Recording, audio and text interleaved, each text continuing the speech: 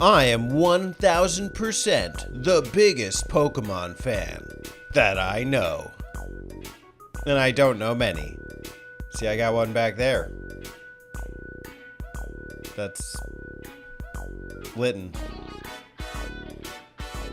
Anyways, I'm here talking about Pokemon Heart Gold and how I invested over 100 hours into it just in months, and some of the things that I've been doing, enjoying in the post-game. See, I picked up a file that I had played to the 8 badges maybe last year, and I finished it.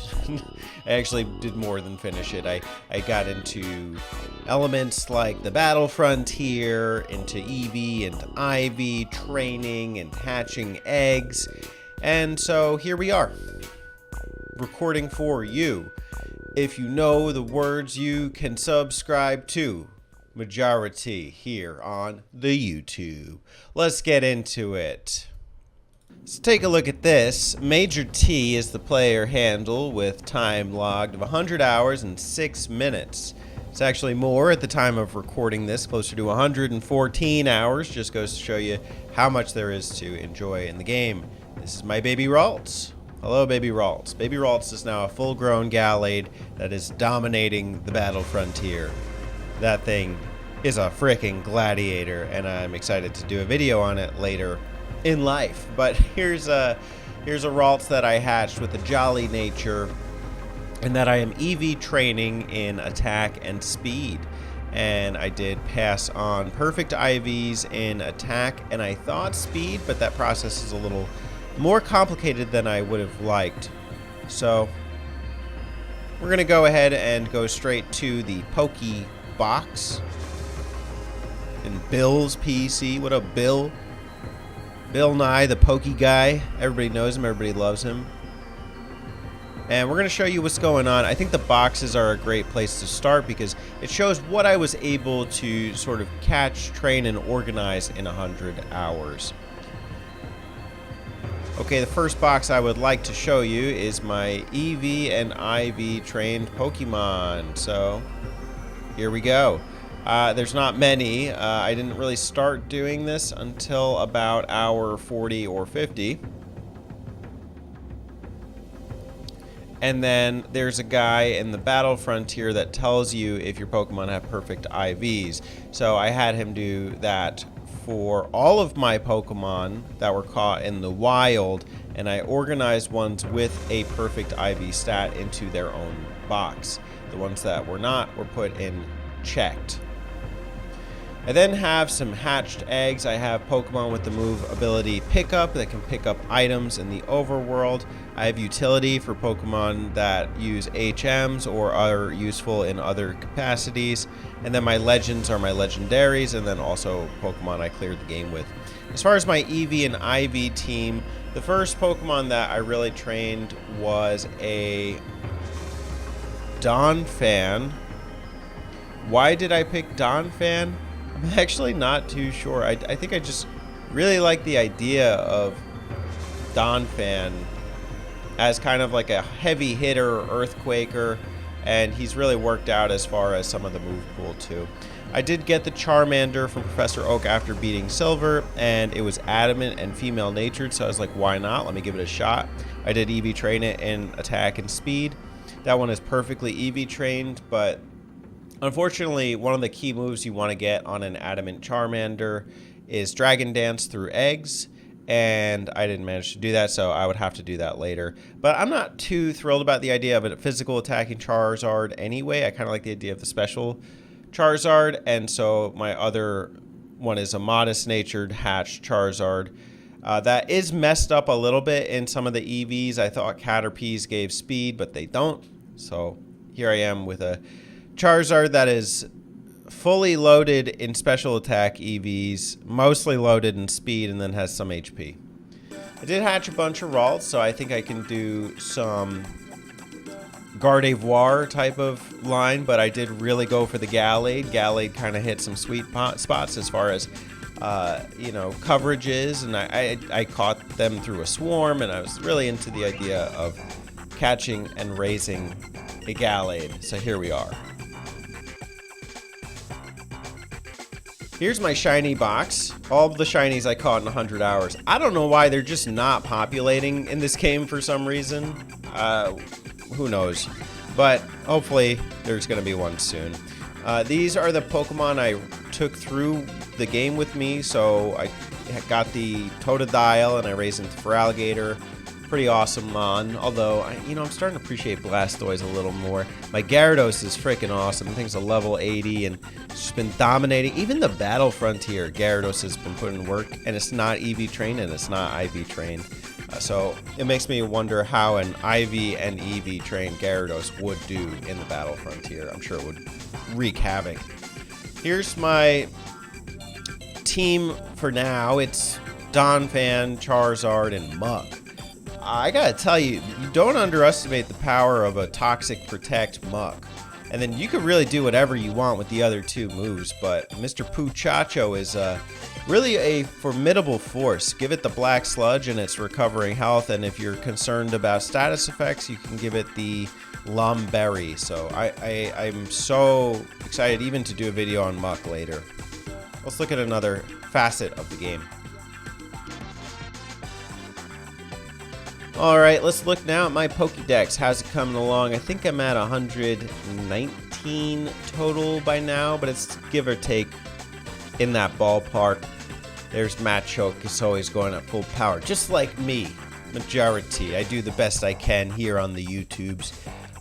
It's not the most impressive. I've never been a Pokédex completer. I have done it before in the Game Boy games, but it's kind of an ordeal. So, and then there's always like Pokemon that are really like just they're kind of blocked off from you even getting unless you do an event. I don't even know how to patch events into the game, so it's never been a subject of interest to me. But I am, since I'm going through the game, I am like passively collecting any Pokemon that I haven't caught, just building up that number and trying to get as many as I can without burdening myself with finishing the damn thing. I'm like slack off here. I'm slacking off in terms of my Pokédex responsibilities, but they are there and I have them in the back of my mind. Here's the team right now. Ooh, Gallade is Jolly. Jolly level 53 with a killer move pool, close combat, putting in that work, that focus sash, keeping Gallade alive. Charizard with the power herb, Solar Beam. Mwah. Oh, it's so beautiful. I was nervous about it at first, but honestly, it is kind of the move for a lot of your coverage. And then Muk, you know I love that Muk, man. I'm a Muk man. What can I say? We're now going to enter the team into the Battle Frontier and just do a round and kind of show you some of the highlights when it comes to the Battle Frontier. This is perhaps the best aspect of the game because not only do you have the core Johto region, the Kanto region, the Silver Battle, but you also get a Battle Frontier from which to enter and have your best Pokemonsters compete in traditional strategy-based Pokemon. I love it. This is the Battle Tower, so this operates with 3-on-3s. Whatever Pokemon you designate as first goes out first every time. In this case, I have Gallade. Gallade's got killer coverage. I do have the move pool here of Psycho Cut and Close Combat, which are stab and pretty powerful. Leaf Blade, love that grass coverage without having the grass type. Strong one too, 90 base attack with a critical hit potential, and Sword Stance will boost the attack twofold, almost doubling your attack power. But I am debating switching for Ice Punch. I think that'll give me a better move coverage, especially for some of the flying types. I got wrecked in the Battle Dome, which I'll show you in a minute or two. But I do like this mode, this Battle Tower, simply because it really is Pokemon battles at their rawest form. It does take a little bit to grind up to the harder battles. You have to go through like a set of 7 or 14 before they really start getting tough, but you'll get a chance to take on Battle Tower Tycoon Palmer in that process, and that's always fun. So the Battle Frontier has 5 facilities. The Battle Tower in the north is one of them, one of many. The Battle Hall is sort of a gladiator hall to enter one Pokemon and have them fight off against one Pokemon at a time, see how many they can defeat. My record's 62 with Gyarados. Battle Castle, Battle Arcade, these are a bit more, I don't know, I gotta distinguish these two things.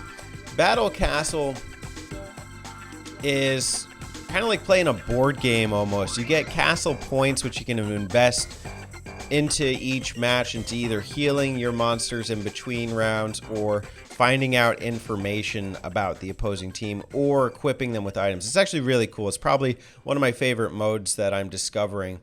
Battle Arcade is more luck-based, and the rental facility, I think it's called Battle Factory, is no slouch either. That one really tests your knowledge of different Pokemon and kind of takes some things out of your control. I do have a 7 consecutive win record there, but I am looking to bolster it. My goal right now is really to get silver medals in all of these things. I currently have 2. There are 5 total, and a gold would be nice in any of them, really. The Battle Hall is pretty awesome. And so you see, you can pick which type you're going to fight against from levels 1 to 10, starting at level 1. The Pokemon are scaled according to level, and when you get to level 50, you get a surprise battle with the battle... Gosh, I can't remember the names. Battle Hall Matron, I think is her name. And she usually picks something that's kind of a type disadvantage for you, which really kind of tests how well-rounded your monster is. I wouldn't throw Muck in something like this competition, but Gallade is pretty solid for it. But there are some things you have to watch out for. You got to watch out for some of the priority moves, like your quick attacks, and Shadow Sneak is another deadly one. How do you plan with those in mind? You could choice Band or choice Scarf or choice Specs your monster for the 1.5x either speed or attack, but I like doing Focus Sash. My problem is I don't have priority moves on any of these guys, so I don't know. I'm still figuring out the right move for me. But another excellent addition to the Battle Frontier. Excuse me. Please hold on a moment. In recognition of your remarkable winning streak, our Frontier Brain is demanding a match with you. Actually, you have no choice. You must battle our Hall Matron. Let's do it then. Battle the Hall Matron. Here she comes. Hey, that's my Gallade. Here we go. Duel to the death. Or the faint, at least. What does she got?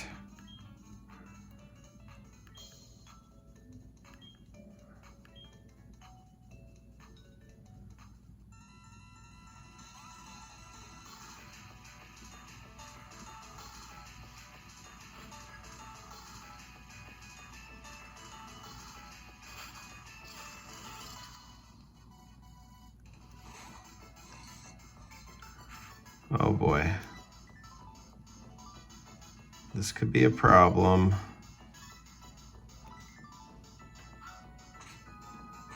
Quick attack.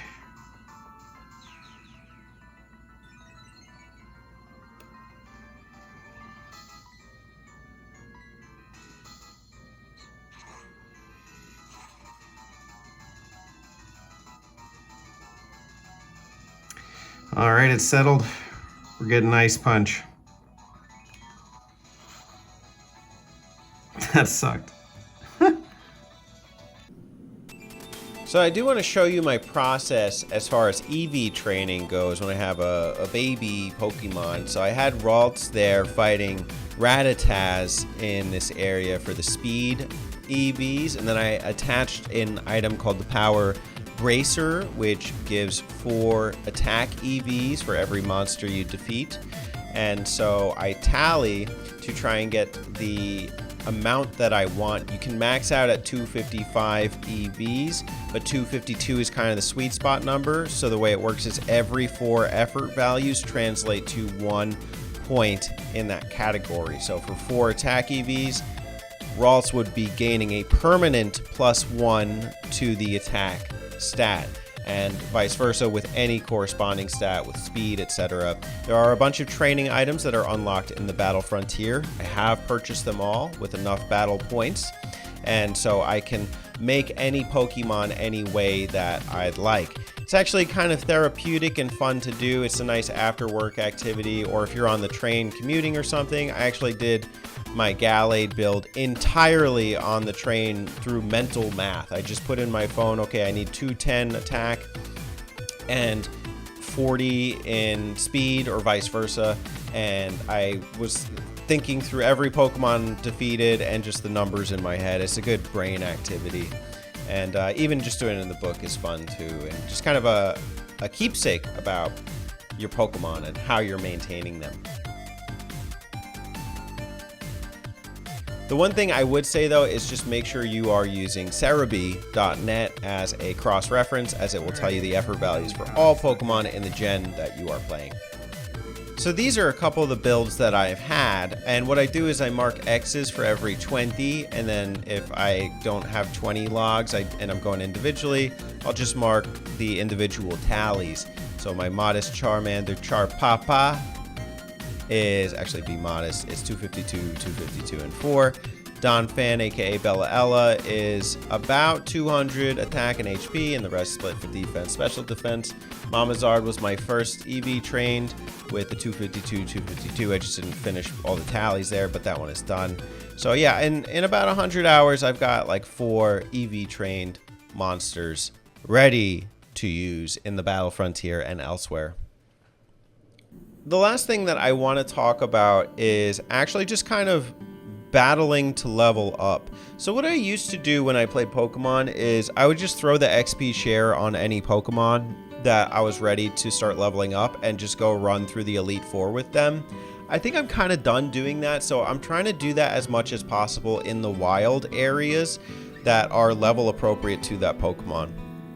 It's weird to say, but like I feel like it gives you a better attachment with the monster that you're using, because you know it's like you're really seeing their growth from start to finish rather than just treating them as some disposable entity. And I know that sounds like some hokey like love your Pokemon type of thing, but there's a element to it where it feels more earned, so the satisfaction's a little better when you finally reach that level. And also it's an opportunity not only to EV train, one, but also to see more Pokemon in the wild, especially during the different day and night cycles, and also for any opportunity to run into a shiny monster. It hasn't happened for me yet. I'm surprised it hasn't, but I'm hopeful that it will. And when that day happens, I'll be super excited. And so, yeah, that's kind of my adventure right now with 100 hours logged in Pokemon Heart Gold. I'm finding a lot of fulfillment and enjoyment in the process, and it's like a never-ending journey. It's as long as I want to make it. Sometimes it does get to be a lot. Like, wow, I just put 6 hours in today. Okay, I should probably do something else. But you know, I'm understanding more about how do I navigate my relationship with this game and this device, and in a way that is also fun, because look, that's 6 hours I'm not on my phone. I'm pretty happy about that. And even like say I'm on a commute or something, like that's perfect. It's a perfect way to invest my time. So I'm stoked, loving Pokemon, loving Heart Gold, and I hope you are too. I hope you're finding some games you're getting fulfillment out of. So anyways, I'll be back with more Pokemon related videos as well as video game related videos, and I'll see you then. Take care, everybody.